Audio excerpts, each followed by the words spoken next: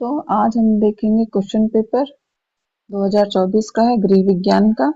यह झारखंड बोर्ड का है। यह है सामान्य निर्देश है। ये सबसे पहले प्रश्न शुरू होता है खंड ए का, जो कि बहुविकल्पीय प्रश्न है। इसको हम लोग देखते हैं कि शिशु का मानसिक विकास निर्भर करता है तो स्वादिष्ट भोजन पर, उत्तम परिवेश पर, स्नान पर और खेल पर। तो इसका सही आंसर है खेल पर। आगे दूसरा प्रश्न है, पोषण जीवन की आवश्यकता है। प्राथमिक, द्वितीयक और इनमें तृतीयक और इनमें से कोई नहीं। तो पोषण मानव जीवन की प्राथमिक आवश्यकता है।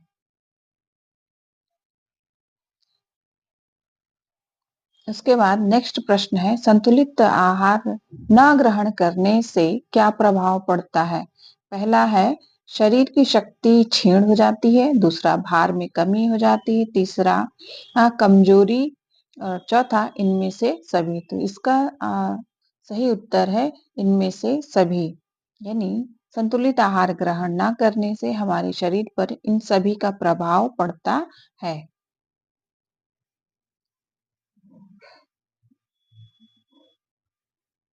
आगे है कि आहार योजना से बचत होती है। तो आहार योजना से समय, ऊर्जा, ईंधन, इनमें से सभी। तो इनमें से सभी की बचत होती है। आहार योजना से इन सभी की बचत होती है। अगला प्रश्न है,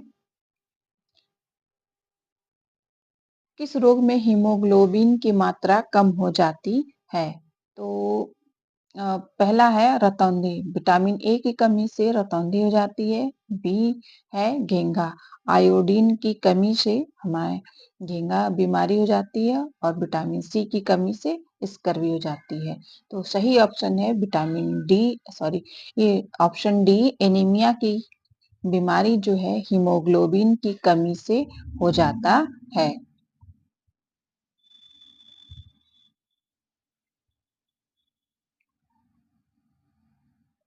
उसके बाद है कि भोजन को बचाना चाहिए मक्खियों से, धूप से, हवा से और जल से। तो हमें भोजन को मक्खियों से बचाना चाहिए। अगला प्रश्न है, कीटनाशक दवाइयों का कुप्रभाव दूर करने के लिए ये सामग्री को अच्छी तरह, ऑप्शन ए पकाना चाहिए, धोना चाहिए, सजाना चाहिए या रखना चाहिए। तो सही आंसर है बी, धोना चाहिए।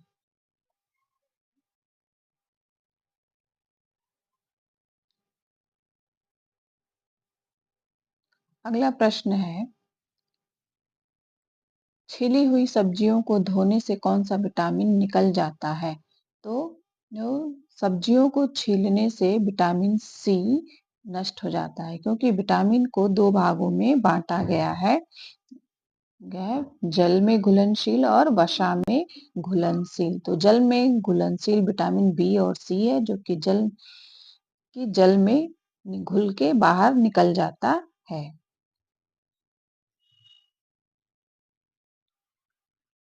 अगला प्रश्न है, मानव निर्मित तंतु कहलाता है। तो पहला है ऊन, दूसरा रेशम, तीसरा रेयॉन, चौथा कपास। तो मानव निर्मित तंतु को रेयॉन कहा गया है। अगला प्रश्न है कि धुलाई के लिए किस प्रकार का जल उत्तम होता है।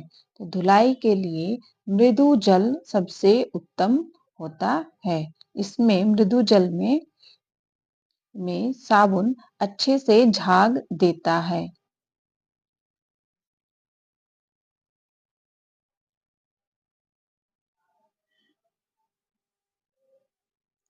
अगला प्रश्न है, कलफ का मुख्य प्रयोग किया जाता है। तो कलफ का स्टार्च का प्रयोग मुख्य रूप से सूती वस्त्रों पर किया जाता है। स्टार्च का उपयोग मुख्य रूप से सूती वस्त्रों पर किया जाता है। अगला प्रश्न है वसा में अगला प्रश्न है वसा में कौन सा विटामिन घुलनशील नहीं है? तो हम सभी लोग जानते हैं कि विटामिन को दो भागों में बांटा गया है, वसा में घुलनशील और जल में घुलनशील। तो जो विटामिन वसा में घुलनशील नहीं है वह है B, option C. Vitamin B वसा में घुलनशील नहीं होता है, बी और सी। बाकी ए, ई और के वसा में घुलनशील है। विटामिन ए का उत्तम स्रोत है। विटामिन ए का उत्तम स्रोत दूध को माना जाता है। दाल में प्रोटीन पाया जाता है, खट्टे फलों में विटामिन सी और सब्जियों में खनिज लवण पाया जाता है। तो सही आंसर है दूध। अगला प्रश्न है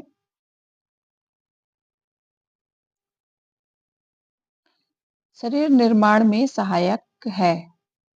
अगला प्रश्न है शरीर निर्माण में सहायक है विटामिन, प्रोटीन,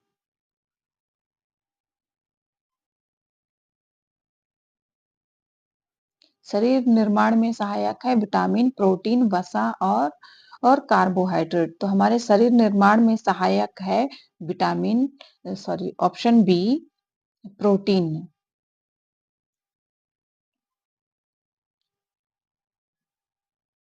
अगला प्रश्न है उपभोक्ता संरक्षण अधिनियम। उपभोक्ता संरक्षण अधिनियम के अंतर्गत उपभोक्ता को क्या-क्या अधिकार दिए गए हैं? तो चयन का अधिकार, सूचना का अधिकार, उपभोक्ता शिक्षा का अधिकार, इनमें से सभी। तो ये सभी अधिकार उपभोक्ता को दिए गए हैं। अगला प्रश्न है खेल से बच्चों का विकास होता है। खेल से बच्चों का विकास होता है। तो शारीरिक विकास होता है, मानसिक विकास होता है, सी, ए और बी दोनों होता है, इनमें से कोई नहीं। तो खेल से बच्चों का शारीरिक और मानसिक दोनों ही विकास होता है, इसलिए सही आंसर होगा ऑप्शन सी, ए और बी दोनों।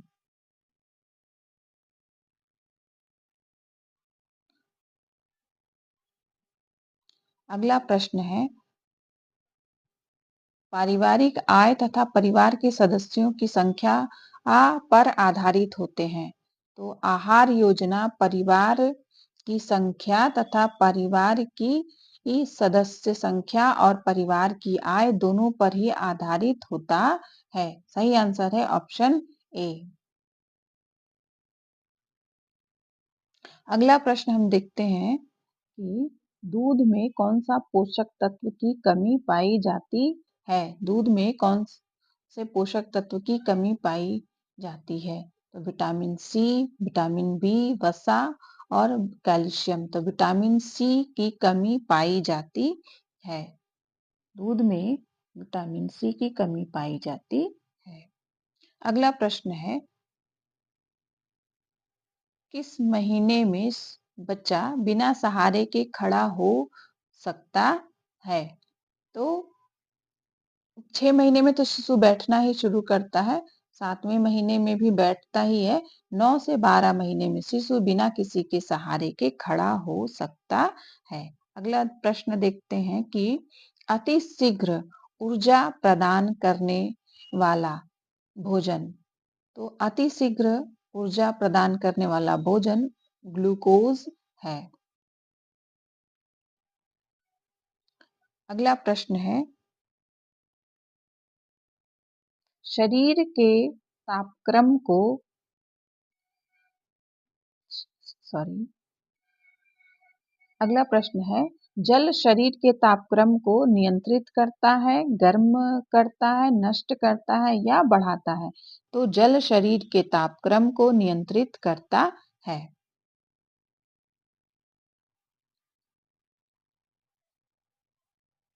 अगला प्रश्न है ऊष्मा और शक्ति प्रदान करने वाला पदार्थ है।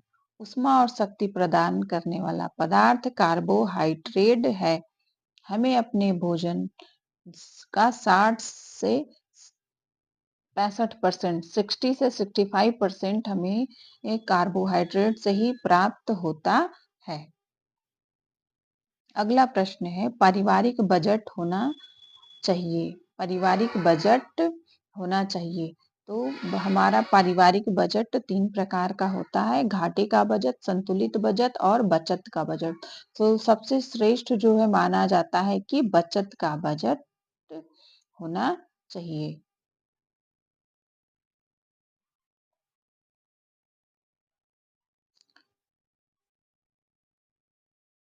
अगला प्रश्न अब हम देखते हैं कि विटामिन डी की प्राप्ति का प्राकृतिक साधन क्या है? हम सभी जानते हैं कि सूर्य के प्रकाश से हमें विटामिन डी की प्राप्ति होती है। तो हमें सूर्य का प्रकाश ही हमारा प्राकृतिक स्रोत है विटामिन डी का।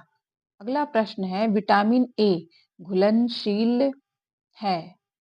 तो विटामिन ए घुलनशील है जल में, वसा में, सिरका में और नींबू के रस में। तो हम सभी जानते हैं कि विटामिन को घुलनशीलता के आधार पर 2 भागों में बांटा गया है, एक जल में घुलनशील और एक वसा में घुलनशील। तो विटामिन ए जो है, विटामिन ए को वसा में घुलनशील माना जाता है। ये हो गया हमारे 25 प्रश्न जो कि वस्तुनिष्ठ थे।